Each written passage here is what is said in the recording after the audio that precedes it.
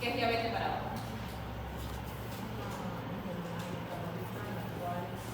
Ya, una enfermedad metabólica, ahí. Enfermedad donde se elevan los niveles de glucosa en sangre. Al ladito, ¿qué es para usted diabetes? Es una enfermedad metabólica donde va a haber un cambio, una anormalidad en el páncreas. Ya hay un problema con el páncreas, muy bien, pero hay tres características de la diabetes mellitus. Es una enfermedad crónica, 1, 2, es una enfermedad metabólica y 3, hay una alteración de los hidratos de carbono. La glucosa es una cadena que se despegó de los hidratos de carbono. ¿Listo? Eso tienen que tener claro ustedes. Enfermedad crónica, metabólica con alteración de los hidratos de carbono. ¿Por qué? Su compañera de atrás, la diabetes mellitus es lo mismo que la diabetes insípida. ¿Cuál es la diferencia?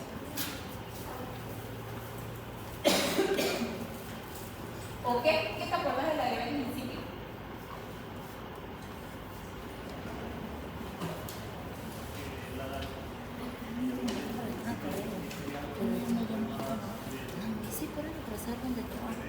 La diabetes insípida es por una hormona antidiurética y la diabetes mellitus por alteración de hidratos de carbono. Entonces son cosas completamente diferentes. Lo que vamos a ver hoy son laboratorios de diabetes mellitus. ¿Listo?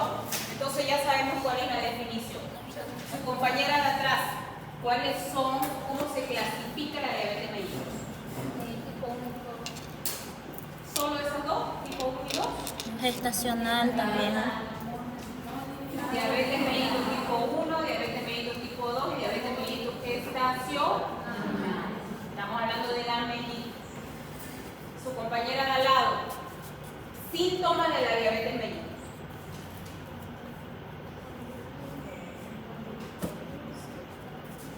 Te doy una pista, son conocidas como las 4 P. Pérdida de peso. Polidipsia, polifagia, poliuria y pérdida de Peso. peso.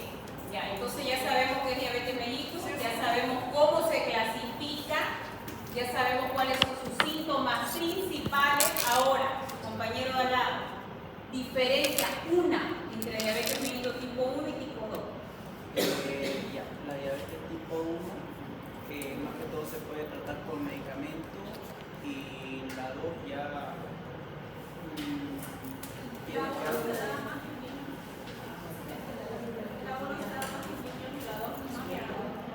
Son tres diferencias, están bien ahí, pero la vamos a unificar y la vamos a aclarar. Son tres diferencias que no deben olvidar.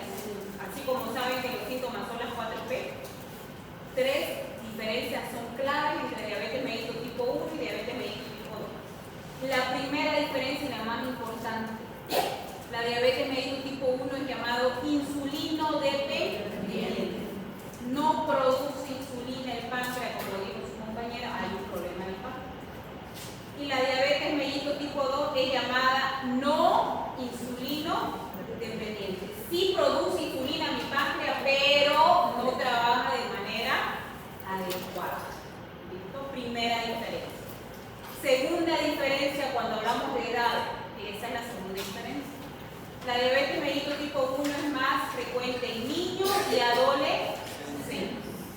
En cambio, la diabetes mellitus tipo 2 es más frecuente en adultos. Pero ¿será que eso se respeta ahora actualmente? No. Ahora nosotros tenemos muchos niños y adolescentes con diabetes mellitus tipo 2. Tercera diferencia, la diabetes mellitus tipo 1 es genética. Y la diabetes mellitus tipo 2 es por acciones de estilo de vida, como dietas hipercalóricas, sedentarismo, consumo de alcohol, consumo de tabaco. Esas son las tres diferencias más importantes. ¿Hay más? Sí, muchísimas más, pero esas son las más importantes. Entonces, ¿qué hemos visto hasta ahorita? Definición, clasificación, síntomas, diferencia entre diabetes mellitus tipo 1 y tipo 2. Ahora vamos a ver complicaciones. ¿Qué diabetes? ¿Cómo se clasifica antes? ¿Has escuchado sobre la clasificación de las complicaciones de la diabetes mellitus? Por tiempo, ¿cómo se clasifica? agudas y crónicas. Y por daño, macrovasculares y microvasculares. Ahora, ¿qué quiero que se queden ustedes? Con una complicación que ustedes sepan me va. Una complicación aguda y una complicación crónica. ¿Cuál es la complicación aguda más frecuente con la que todo el tiempo van a lidiar, con la que más van a ver? Infecciones y epidemias. Cetoacidosis diabética. Esa es la complicación aguda más frecuente que van a ver. La complicación crónica más frecuente con que se van a topar, ¿cuál es? Nefropatía diabética. Con esas dos complicaciones que a ustedes se les queden, conmigo está bien, porque son las más frecuentes. Ahora, la cetoacidosis diabética es conocida como la triada bioquímica para ustedes como médicos. ¿Por qué? Porque para que ustedes diagnostiquen cetoacidosis diabética, en el paciente tienen que medir tres cosas. Una, el examen de orina tienen que pedir y van a encontrar cuerpos cetónicos en orina. Dos, piden una gasometría y van a encontrar una acidosis metabólica. Y tres, los niveles de glucosa en sangre, que es hiperglicemia alterada, va a ser una hiperglicemia muy alta, arriba de 300. Entonces, cada vez que ustedes vean a un paciente que tiene de glucosa más de 300, tengan cuidado porque en cualquier momento me puede hacer una cetoacidosis diabética. Clínicamente, ¿cómo puedo ver? En la primera del examen de orina, ¿qué teníamos que mostrar? Cuerpo cetónico en orina. En orina, cuerpo cetónico en orina. La segunda era acidosis metabólica y la tercera era una hiperglicemia arriba de 300. ¿Qué síntomas clínicos yo voy a ver en el paciente que me está sufriendo una cetoacidosis diabética? Su cuerpo me va a avisar antes de los laboratorios. ¿Cómo lo voy a ver al paciente? Ya, pero pálido lo puedo ver por miles de motivos. Hay dos características. Aunque puede aumentar la frecuencia cardíaca, frecuencias respiratorias, mis signos vitales se alteran frente a cualquier situación. Pero hay dos cosas que Pérdida de vista, creo que doctora. puede ser que vea mareo, la presión también te hace eso. Mucosa, presión. Una de las características del paciente va a comenzar a sudar. Pero ustedes lo van a ver que chorrea. Se saca la polera y es capaz de exprimirla de sudor. Pero es un sudor que nunca antes lo van a ver. Eso es una característica que yo lo veo y ya estoy sospechando que está entrando una cetoacidosis. Otra característica clínica muy frecuente, el aliento. Acérquense a ese paciente si tiene un aliento a vinagre de manzana verde. ¿Han escuchado? Cetoacidosis. Esas son características que ustedes cuando estén rotando medicina interna ahí lo van a ver mucho. Si el paciente llegó con cetoacidosis diabética interna, acérquense a ese paciente.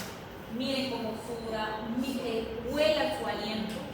Nunca más van a ver cuadros así, con cetoacidosis diabética. Y vean su laboratorio.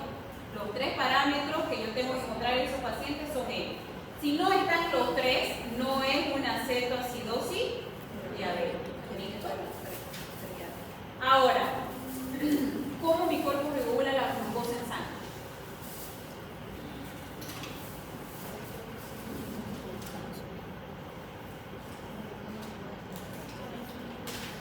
¿Ya vi qué es la insulina?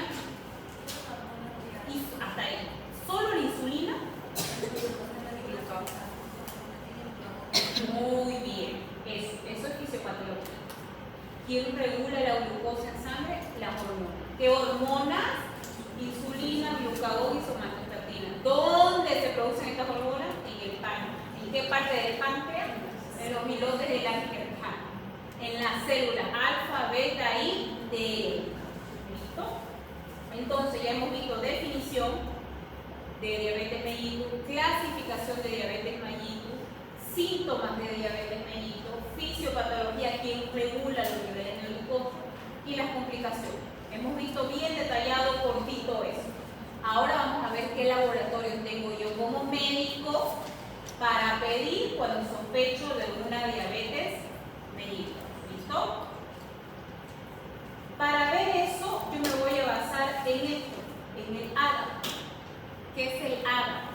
El ADA es la Asociación Americana de Diabetología. A mí me gusta mucho esta asociación porque maneja la parte clínica y maneja la parte de laboratorio. La Asociación Americana de Diabetología cada 5 años va actualizando datos de laboratorio. El ADA ya no utiliza la palabra prediabético. Para ello no existe el prediabético. Para ello, o el paciente es diabético, o el paciente tiene algo riesgo de padecer diabetes. O mi paciente está sano. No usa la palabra prediabético como hasta ahora nosotros estamos acostumbrados a decir prediabético. Ellos ya lo sacaron de su terminología la palabra prediabético. ¿En base a qué? A la clínica y al laboratorio. ¿Qué laboratorio? El ADA maneja 3 laboratorios para diagnóstico. ¿Cuáles son esos 3 diagnósticos? Glicemia basal en ayuna, prueba oral a la glucosa y la hemoglobina glicosilada. Esos son los aliados del ADA para el diagnóstico de diabetes mellitus. Y para hacerlo más simple, ellos crearon cuadros, donde estos cuadros me dicen si mi paciente tiene diabetes o si tiene alto riesgo de padecer diabetes. Por ejemplo, el cuadro que ustedes están viendo ahorita, ese cuadro a mí me muestra si mi paciente tiene alto riesgo de padecer diabetes. Si los resultados de estos 3 laboratorios están dentro de estos parámetros que se muestran en la diapositiva, su paciente tiene alto riesgo de padecer diabetes. Ejemplo, si su paciente de ustedes tiene una glicemia basal en ayuna entre 100 y 127, el ADA dice que su paciente tiene alto riesgo de padecer diabetes. Si la prueba oral a la glucosa sale entre 140 y 199, el ADA dice que su paciente tiene alto riesgo de padecer diabetes. Y el tercer laboratorio, la hemoglobina glicosilada. El ADA dice si el valor de la hemoglobina glicosilada está entre 5.7 y 6.4, su paciente tiene alto riesgo de padecer diabetes. Esta misma asociación creó otro cuadro y dice que si su paciente está dentro de estos parámetros, su paciente es diabético. ¿En base a qué? En base a los 3 laboratorios que les dije. Glicemia basal en ayuna, si mi paciente tiene igual o mayor a 126, paciente diabético. Si la prueba oral a la glucosa tiene mayor o igual a 200, paciente diabético. Si la hemoglobina glicosilada está mayor o igual al 6,5%, paciente diabético. Esos son los cuadros que maneja el ADA. Ahora, estos cuadros los vamos a relacionar con las pruebas que nosotros aquí en Bolivia hacemos para el diagnóstico de diabetes mellitus. Son todas esas que están en la diapositiva y vamos a ir estudiando una por una. Comenzamos estudiando la glicemia basal. Me quedé atrás de usted. ¿Qué es la glicemia basal? ¿Cuál es tu apellido? Yo, Montero. Montero. ¿Qué es para usted glicemia basal? La glicemia basal es la que se toma, se puede decir, en sangre. Eso. Cada vez que ustedes lean la palabra basal, quiere decir en sangre. Ahora, ustedes como médicos tienen 3 tipos de glicemia basal que pueden pedir. Una es la glicemia basal en ayuna. 2 es la glicemia basal al azar. 3 es la glicemia basal postprandial. Esas son las 3 glicemias que ustedes como médicos pueden pedir al laboratorio. ¿Son iguales? No, son completamente diferentes. La glicemia basal en ayuna, como su nombre dice, necesito que mi paciente esté en ayuno. ¿Cuántas horas de ayuno? 8 horas. Pero para nosotros 8 horas de ayuno no es simplemente no comer. Quizás para el paciente 8 horas de ayuno, un paciente que no es del área de salud, que no sabe de laboratorio, para un paciente 8 horas de ayuno es no comer 8 horas. Pero para ustedes de aquí en adelante 8 horas de ayuno significa 8 horas no comer, 8 horas de dormir. Quiere decir que durante esas 8 horas no puedo hacer ejercicio físico. Durante esas 8 horas no puedo beber bebidas alcohólicas. Durante esas 8 horas no puedo fumar. Durante esas 8 horas no puedo tomar manzanilla, vinagre, proteína, ni tableta, nada. 8 horas completamente de ayuno de alimento y de todo lo que les acabo de nombrar. ¿Por qué? Otro detalle. De aquí en adelante, cada vez que ustedes le piden laboratorio a su paciente, le van a recomendar que vaya lo más temprano posible al laboratorio. Lo más temprano. Si puede estar 7 de la mañana, si puede estar 6 de la mañana, es ideal. Porque nosotros tenemos una hormona llamada cortisol que comienza a trabajar desde las 5 de la mañana. Por más que yo esté durmiendo, esa hormona comienza a trabajar en el cuerpo. Por eso es que dicen que hacer ejercicio en ayuna, hacer ejercicio temprano en la mañana, activa mi hormona de cortisol y me ayuda a generarla y mantenerla equilibrada durante el día. Ni que suba tanto ni que esté muy bajo. ¿Listo? Entonces, mientras más temprano vaya mi paciente al laboratorio, siempre va a ser lo mejor para todos mis análisis de sangre. ¿Ya? Entonces, desde aquí, cada vez que ustedes hablan 8 horas de ayuno, ya saben qué significa 8 horas de ayuno. Dormir 8 horas de nada me sirve que mi paciente se haya desvelado hasta las 4 de la mañana saliendo o estudiando, cual sea el motivo, y solo haya dormido de 4 a 6, se vaya, se cambia y se vaya al laboratorio. No descansó las 8 horas que yo necesito de descanso. ¿Listo? He tenido pacientes que esperando que abra el laboratorio cumplieron las 8 horas de ayuno, no hicieron ejercicio, pero esperando que abra el laboratorio fumando afuera. No me sirve.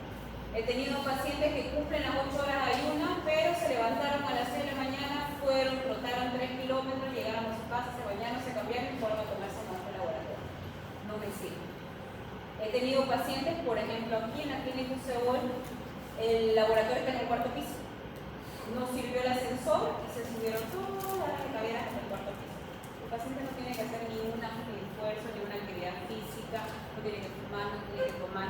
He tenido pacientes que estaban resfriados y una noche anterior, antes de tomarse la glicemia, tomaron un antigripal, ya tiene azúcar.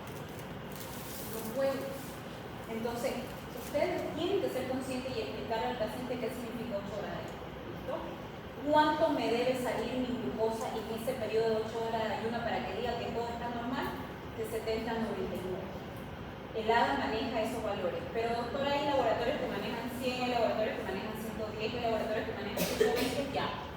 Pero acuérdense que los laboratorios manejan valores normales de acuerdo al tipo de equipo y reactivo que utilizan. ¿Qué les dije que era el ADA? Es una asociación americana de diabetología que conjuga el laboratorio con la clínica del paciente. Entonces, para ellos, el valor normal es de 70 a 99. Es más, ellos quieren bajar a 90. Quieren en un futuro, en su nueva actualización del ADA, quieren que sea 90. ¿Por qué? Porque el paciente recién comienza a cuidarse mientras esté en el nivel alto. Si está a 85, está a 90, está a 95, el paciente dice, ay, hasta 99 no pasa nada, estoy normal. Entonces, por eso lo quieren bajar hasta 90, para concientizar más a las personas del cuidado de la glucosa. Algo que me preguntaba en el anterior grupo, que seguro deben tener duda algunos de ustedes también.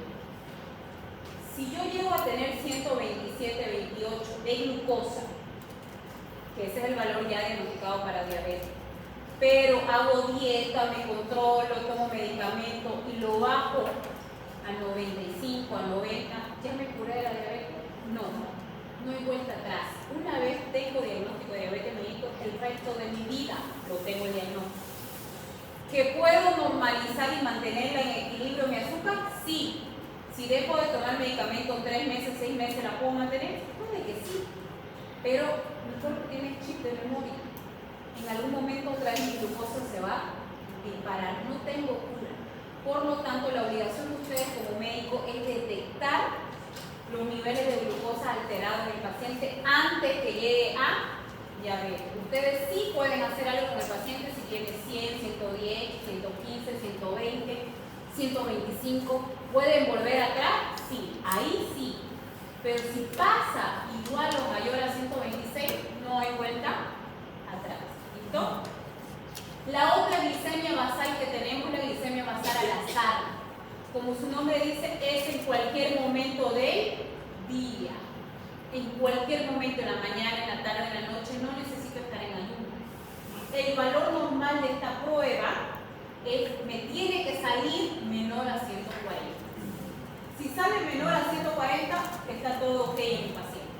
Si sale entre 140 y 199, paciente con alto riesgo de padecer diabetes. Y si me sale mayor a 200, paciente con La tercera glicemia que ustedes pueden medir en sangre es la glicemia postprandial. Les voy a dar un ejemplo. Aquí, la tercera. Usted sospecha que yo tengo diabetes mellitus, ya me hice la glicemia basal en ayunas, anoche me hice y me salió 124. Y yo le digo, doctora, quiero saber si es diabetes. Mi segunda opción es hacer la glicemia basal postprandial. Mi tercera opción es la prueba oral a la glucosa. Y mi cuarta opción es la hemoglobina glicosilada. En ese orden yo tengo que ir pidiendo. Entonces, el segundo paso es pedirme la prueba postprandial. Me pedí en orden, lo firman, lo sellan, me dice vaya al laboratorio que se la hagan. Yo te pregunto, ¿cómo tengo que ir al laboratorio? ¿Qué me van a hacer ahí?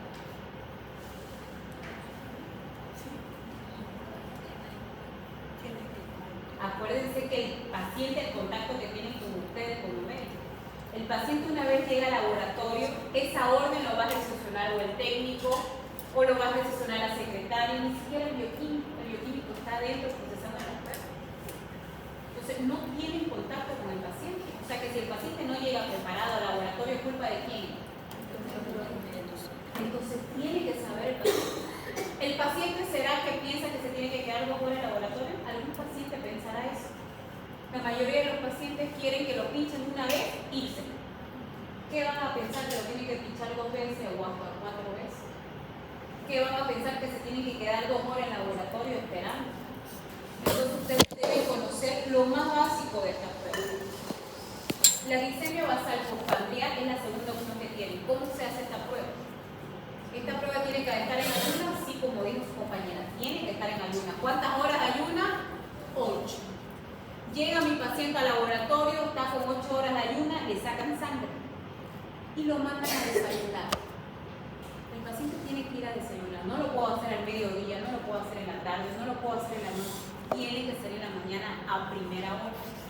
Mi paciente tiene que desayunar lo que sea, sí y no. Por ejemplo, hay muchos pacientes que tienen miedo que su glucosa salga alta, que les dice vaya a desayunar y se comen una manzana y nada, con su vaso de agua. Eso está mal, porque acaso todos los días yo desayuno una manzana con vaso de agua. No. Está engañando la prueba. Hay otros pacientes que dicen, ay, me sacaron sangre, me siento débil, van y comen un revuelto de hígado, un asadito, una panza. Tampoco, porque no todos los días desayunamos eso, ¿no? El desayuno que le dan la recomendación al laboratorio es que el desayuno tiene que ser lo más parecido a lo que yo desayuno en el transcurso de la semana. Y que le van a indicar, ni bien meta el último bocado de comida, de desayuno, tiene que controlar 2 horas. Inmediatamente pasa esas 2 horas, la persona tiene que estar en la puerta del laboratorio para que le tomen la segunda muestra. ¿Alguien me puede decir por qué esperamos 2 horas? Claro, ese es uno de los motivos, el metabolismo de la glucosa. Imagínense desayuno un sándwich. El sándwich está hecho de pan, el pan es un carbohidrato. Ingresa a mi boca, comienza la amilasa salival a quebrar ese carbohidrato. Pasa por el quimo, participa la amilasa pancreática, las enzimas digestiva, rompe ese carbohidrato y lo produce en glucosa, fructosa y galactosa. Ese proceso la literatura dice que dura 2 horas. ¿Listo? Por eso se llama glicemia postprandial a las 2 horas. ¿Alguien me puede decir cuánto es el valor normal? ¿Cuánto le tiene que salir a mi paciente para que yo diga no es diabetes? 149. ¿Cuánto? 149. 110, de 70 a 110. Menor a 140. Ese valor de 70 a 99 solamente es para glicemia basal en A. El valor normal para glicemia basal en azar es menor a 140. El valor normal para la prueba llamada glicemia basal postprandial es menor a 140. Ese es el valor normal. ¿Listo? ¿Alguna duda de la glicemia basal? Esas son las 3 que pueden pedir. Todo eso está en su diapositiva, nada más que yo se lo expliqué de otra manera. Tendrían que leer. Doctoras, en la glicemia postprandial sería 141 No. ¿Cómo ocurre esto? Con el cuadro que yo le mostré.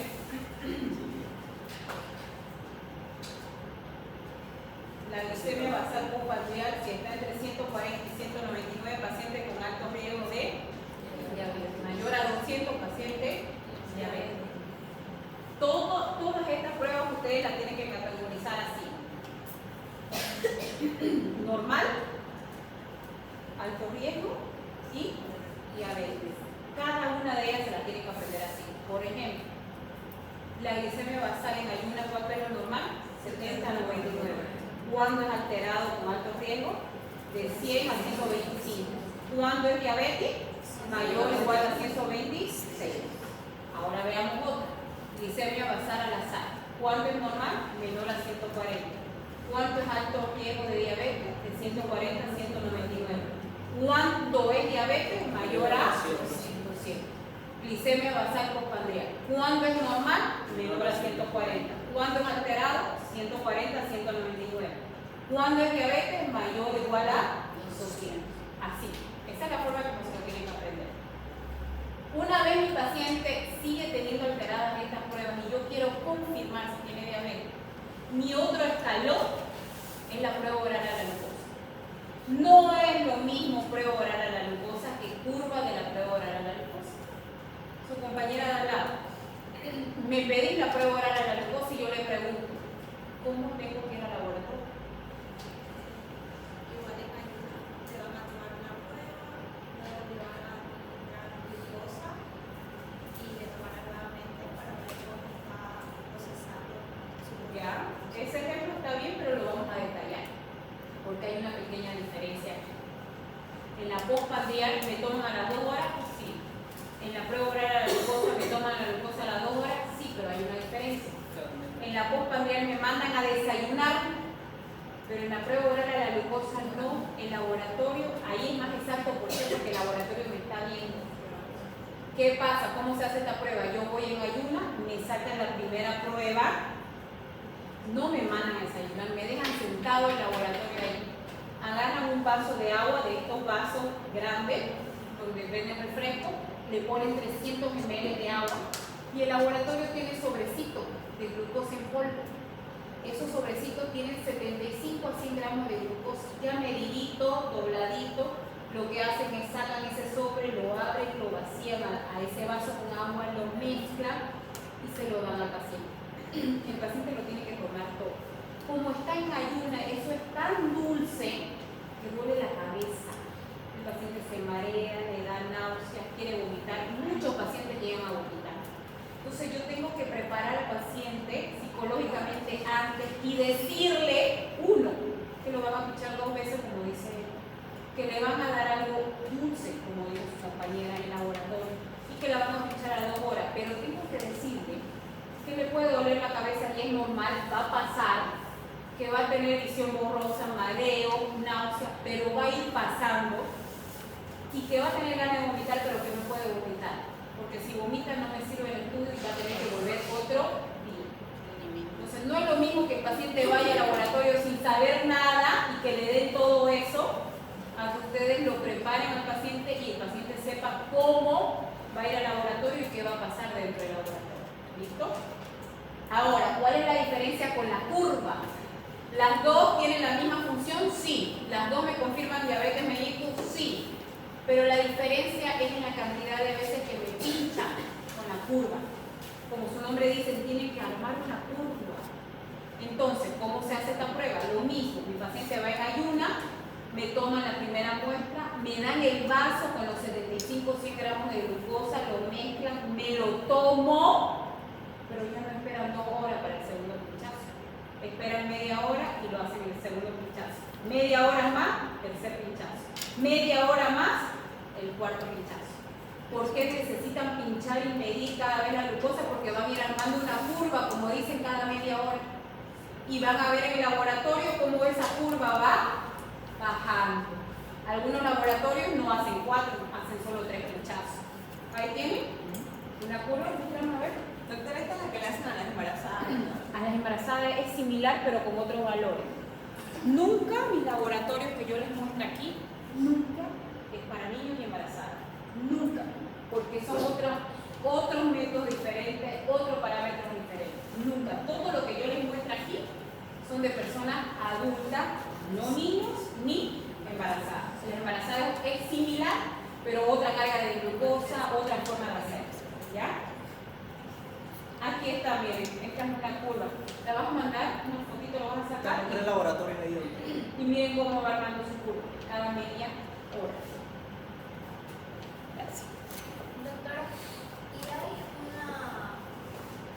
¿Se dividen por edades los valores normales de la glicemia basal? No, hombres, mujeres, igual, ni siquiera por hombres ni mujeres, peor por edad. No.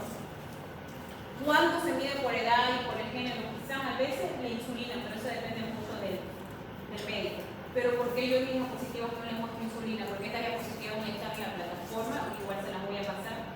No hay insulina en mi diapositiva. ¿Por qué? Porque la insulina son unas pruebas de hormonas. Y todos estos laboratorios que yo les pongo y que van a ver, son laboratorios que yo los puedo encontrar fácilmente en cualquier laboratorio. En cambio, una prueba de hormonas no. Porque uno, los reactivos son caros. Dos, son equipos especiales. Y tres, me tienen que entrar altísimo para que valga la pena la inversión que hacen. Por eso que también vale muy caro hacer pruebas hormonales. Si alguien alguna vez ha hecho pruebas hormonales, son carísimas. Y el seguro no me las cubre. Justamente por todo lo que les acabo de decir. Equipo, precio, reactivo. ¿Ya? Bueno, ¿entendieron la diferencia entre prueba oral a la glucosa y curva? Son dos cosas diferentes. Ahora, quiero que vean algo acá. Yo les puse intolerancia a la glucosa, pero esta prueba también es llamada glicemia basal postprandial. Tiene el mismo nombre. ¿Ya? Ahora veamos esta prueba, hemoglobina glicosilada. Yo la llamo prueba del mentiroso. Porque el paciente diabético es uno de los pacientes más mentirosos que van a tener ustedes.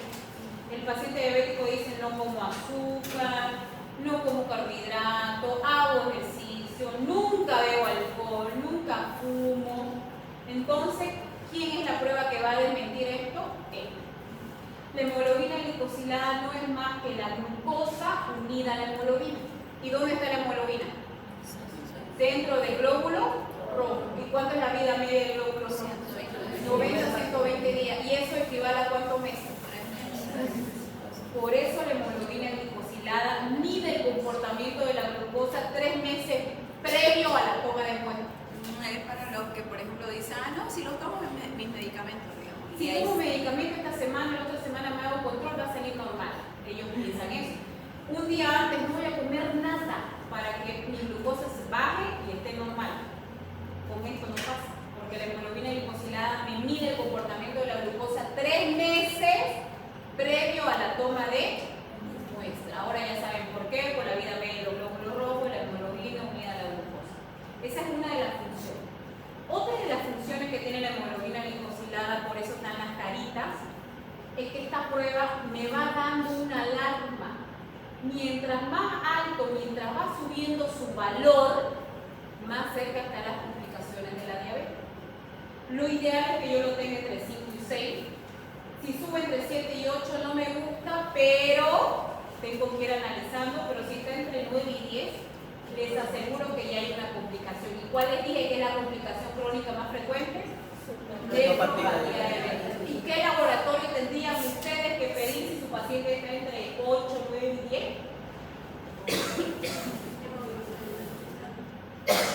Para ver su riñón, ¿qué laboratorio pide? ¿Qué más?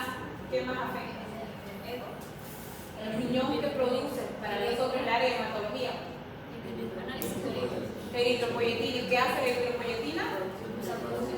Y si no hay glóbulos rojos, entonces, ¿qué laboratorio pedirían si su paciente comienza a subir arriba de 7 hemoglobina glicosilada? Hemograma, urea y creatina como base. ¿Listo? Bueno, ahí tienen por qué aumenta la hemoglobina glicosilada, por qué disminuye. No es normal que disminuya, pero sí va a demostrar hemoglobina glicosilada baja cuando mi paciente esté hemolizando. ¿Qué es hemólisis? Ruptura o difusión de glóbulos rojos. ¿Y dónde está la hemoglobina glicosilada? Dentro del glóbulo. Ahora veamos el último análisis, el más importante, el más económico, no el más importante, Uno muy importante, sí, pero no es el más importante. El más económico, sí, y que tiene muchas funciones. Por eso ustedes van a hacer un examen de orina. En la siguiente semana les toca examen, en la subsiguiente les toca hacer grupo sanguíneo, en la subsiguiente les toca hacer examen de orina. Van a traer muestra de orina, lo van a procesar, lo van a leer y lo van a interpretar. El examen de orina es un examen, van a darse cuenta, súper fácil de hacer, difícil de leerlo, de entender, porque tiene altísimas partes, pero lo van a tener que hacer, van a aprender, y barato de hacer. Me sale 30 bolivianos, 40 bolivianos, y un examen de orina me puede evaluar perfil diabético, perfil hepático, perfil renal, tiene muchísimas funciones un examen de orina.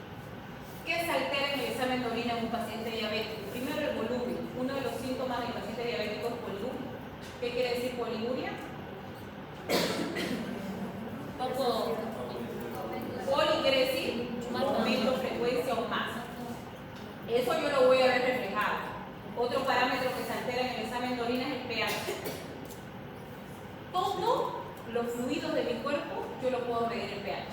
Puedo medir el pH de la sangre, puedo medir el pH de la orina, puedo medir el pH de la heces fecales, puedo medir el pH de la salida. Todo lo que esté en mi cuerpo, todos los fluidos yo lo puedo medir. ¿Por qué? Porque el pH no se debería alterar de ninguno de mis fluidos. Si se altera, algo pasa. Por ejemplo, ¿cuánto es el pH normal de la sangre? 735 a 745. Si está debajo de 735, acidosis. Si está arriba de 745, así como hay una alteración en el pH de la sangre, lo mismo pasa con la orina. El pH de la orina es de 4.6 a 8. ¿Cuánto es un pH neutro? 7. Pero si ustedes se dan cuenta, el único fluido de mi cuerpo que tiene pH muy oscilado es el pH de la orina. Yo puedo tener un pH 5, que puedo decir que es ácido, pero es normal para la orina. Puedo tener un pH 8, que es normal, pero es alcalino. Entonces tiene mucha variación. Ahora, en un paciente diabético, ¿cómo cambia el pH? El pH de la orina baja en los pacientes diabéticos. Pero uno de los males de los pacientes diabéticos son las infecciones urinarias. Todo el tiempo tienen infecciones urinarias los pacientes diabéticos, aún más cuando los niveles de glucosa no están controlados. ¿Alguien me puede explicar por qué?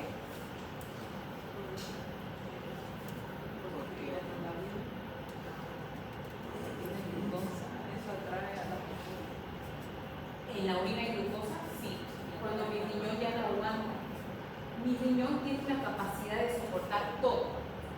Mi riñón puede soportar bilirrubina, puede soportar glucosa, puede soportar cualquier componente. Pero cuando pasa el umbral de lo que puede soportar, el riñón dice ya no puedo más, es como un filtro. Entonces las paredes de mi riñón, de los glomérulos, comienzan a afectarse y comienzan a abrirse huequitos. Y por esos huequitos comienza a escapar la glucosa. Entonces de aquí en adelante, todo lo que ustedes detecten positivo en orina, quiere decir que en sangre lo tengo demasiado alto, que mi riñón no lo pudo resolver. Por eso es que los exámenes de cocaína, marihuana, benzodiazepina, todos los estudios de drogas son medidos en orina. ¿Qué les dije? El examen de orina es lo más barato, porque son tiras reactivas súper económicas. Y si a mí me sale positivo algo en orina, quiere decir que en sangre lo tengo muchísimo más alto. ¿Listo? Eso funciona para todos los metabolitos que son metabolizados y filtrados por el riñón. Lo mismo pasa con la glucosa. Si la glucosa sale positivo en orina, quiere decir que yo lo tengo muy alto en sangre.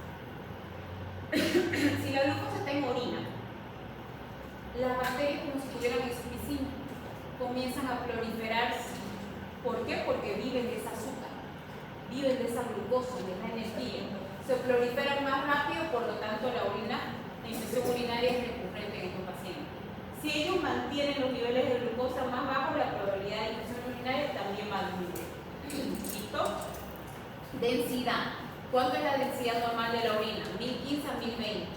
¿Se altera en un paciente diabético? Sí. ¿Cómo se altera? Aumenta la densidad de la orina. ¿Por qué les estoy hablando de eso?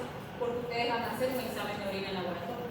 Van a medir pH, van a medir densidad, van a medir glucosa, van a medir cetona, van a ocupar las tiras reactivas. Entonces, para que tengan idea de lo que van a hacer en práctica.